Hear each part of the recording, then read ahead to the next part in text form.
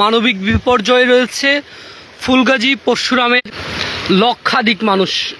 দর্শক, এই চিত্রটি আমি এই মুহূর্তে আপনাদেরকে দেখাচ্ছি ফুলগাজী উপজেলার আমজাদহাট ইউনিয়ন থেকে, যেখানে পুরো একেবারে বসত বাড়ি ঘর সবকিছুই এখন পানির নিচে। রাতভর আসলে উদ্বেগ আর উৎকণ্ঠার মধ্য দিয়ে কাটলেও যে থেমে থেমে যে বৃষ্টি হয়েছে পুরো রাত, আর সেই বৃষ্টিতে কিন্তু পানি কয়েক গুণ বেড়েছে এবং বেশ কিছু জায়গায় নতুন করে ভাঙনের সৃষ্টি হয়েছে। এটি একটি যাতায়াতের রাস্তা এবং এই পাশটিতে আপনারা দেখতে পাচ্ছেন এটি একটি বাড়ি। শুধু একটি নয়, এখান দিয়ে যতগুলো দেখা যাচ্ছে সবগুলোই কিন্তু মানুষের বাড়ি ঘরের চিত্র। অনেকটাই মানবিক বিপর্যয় রয়েছে কিন্তু ফুলগাজী পরশুরাম।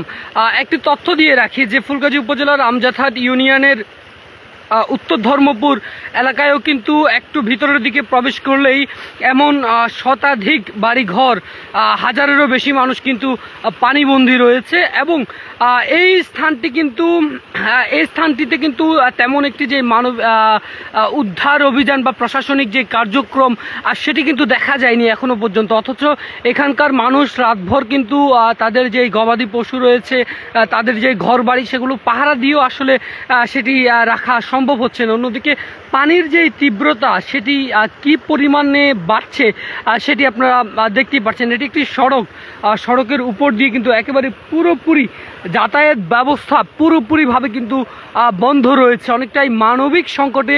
এছাড়াও আমি আকাশে মেঘের যে গর্জন সেটি শুনতে পাচ্ছি, অর্থাৎ রাতভর বৃষ্টি হলেও এখনো পর্যন্ত কিন্তু কমেনি পানি। বিভিন্ন ফুলগাজী পরশুরামে বিদ্যুৎ একেবারেই বিভিন্ন স্থানে বন্ধ, বিদ্যুৎ সংযোগ বিচ্ছিন্ন রয়েছে।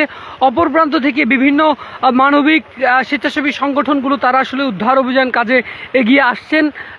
তারা তাদের যেই শুকনো খাদ্য বিতরণ সেটিও তারা কিন্তু পরিচালনা করছেন কেউ কেউ। তবে সেগুলো আসলে পর্যাপ্ত পরিমাণে নয়, সেগুলো আসলে সবাই পাচ্ছে না। সেই যে পরিমাণে মানুষ, তারা বলছে যে এমন বন্যা তারা এর আগে আসলে কখনো দেখেনি। পানির যে তীব্রতা, পানির যে স্রোত সেটি দেখলে আসলে তা অনেকটাই স্পষ্ট বোঝা যায়। অন্যদিকে বেশি মানবিক সংকটে রয়েছে, আমি যদি বলি একেবারেই ভয়াবহ চিত্র, সেটি ফুলগাজী উপজেলার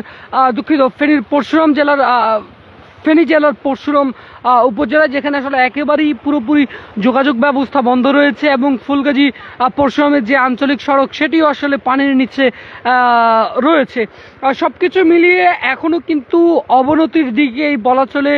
যেই বন্যা পরিস্থিতি, যেই বিত্তবানরা এগিয়ে আসার আহ্বান জানিয়েছেন সকলে এবং প্রশাসনের পক্ষ থেকে আসলে চেষ্টা করা হলেও সেটি আসলে খুবই সীমিত পরিসরে, কেননা যে পরিমাণে বন্যা বিপর্যয় দেখা দিয়েছে পরিমাণে আসলে সাধারণ মানুষের পাশে দাঁড়ানো কতটুকু পর্যাপ্ত পরিমাণে সেটি আসলে বলা যাচ্ছে না।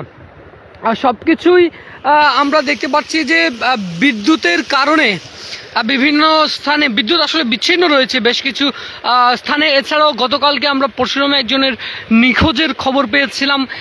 এর আগে আমরা যেটি দেখেছি যে বেশ কয়েকজন হতাহতের খবরও আসলে পাওয়া যাচ্ছে আস্তে আস্তে, এবং বিশেষ করে শিশু এবং যারা বয়স্ক বৃদ্ধা যারা আছেন তাদের ক্ষেত্রে কিছুটা একটু বেশি ভোগান্তির মুখে এবং অসুস্থতার মধ্যে পড়তে হচ্ছে। আমার কাছে ফেনীর ফুলগাজীর বন্যা পরিস্থিতি নিয়ে এখনকার মতো এ ছিল সর্বশেষ।